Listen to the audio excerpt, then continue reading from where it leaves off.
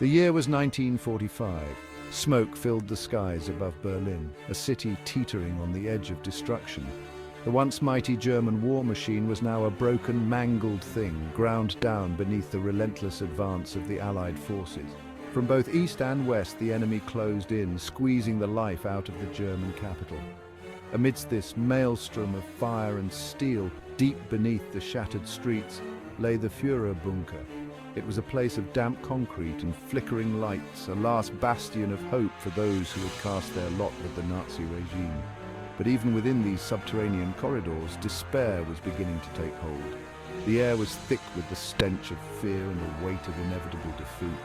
The bunker's inhabitants were motley, crew-loyal secretaries, hardened SS officers and high-ranking Nazi officials, all clinging to the rapidly fading dream of a 1,000-year Reich.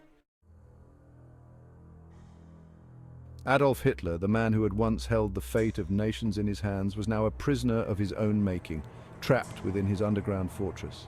Gone was the charismatic leader who had roused millions to fanaticism. In his place was a broken, haggard figure, his body racked with tremors, his mind teetering on the edge of madness. The once sharp eyes that had held audiences spellbound were now clouded and distant. His voice, once a booming instrument of propaganda, was reduced to a raspy whisper. Hitler's physical deterioration mirrored the crumbling state of his empire. The bunker's cramped quarters, designed for a swift demise, became a stage for the Führer's final act. His subordinates, trapped between their fear of the advancing enemy and their terror of the increasingly volatile Führer, could only watch in dread as the man they had sworn to serve slipped further into the abyss. Amidst the encroaching chaos, a strange event unfolded in the depths of the Führerbunker. In the early hours of April 29, 1945, with the Red Army less than a mile away, Adolf Hitler took Eva Braun, his longtime mistress, as his wife. It was a surreal affair, a macabre spectacle staged at the 11th hour of a crumbling regime. Eva, dressed in a simple black dress, her blonde hair pulled back, seemed strangely calm, a stark contrast to the turmoil that surrounded them.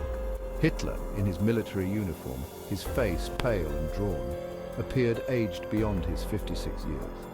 The ceremony, performed by a Berlin city councillor, was brief and perfunctory. Following the ceremony, a small, subdued reception was held. The sounds of Russian artillery fire provided an unsettling soundtrack. Even as his world crumbled around him, Hitler's belief in his own righteousness remained unshaken.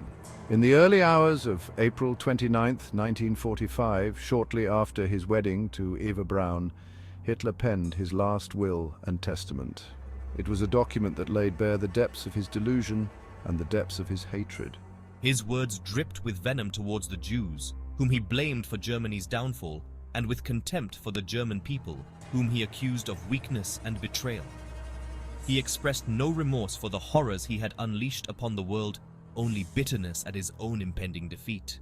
The Reich that Hitler had built on a foundation of lies and violence was collapsing into dust.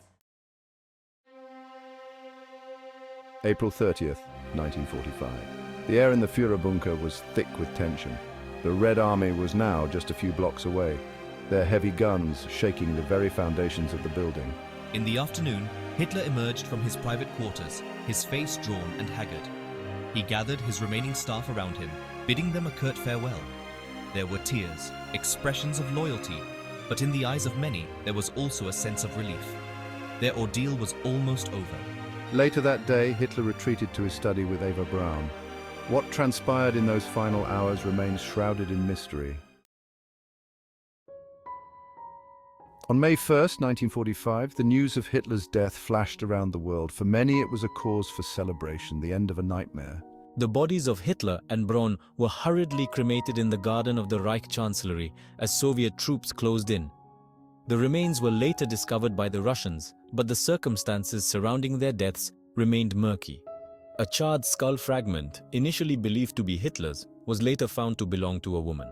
The lack of conclusive evidence fueled persistent rumors. Did Hitler really die in the bunker, or did he manage to escape? Stories circulated of sightings in South America, of secret deals, of elaborate plots to smuggle the Führer to safety.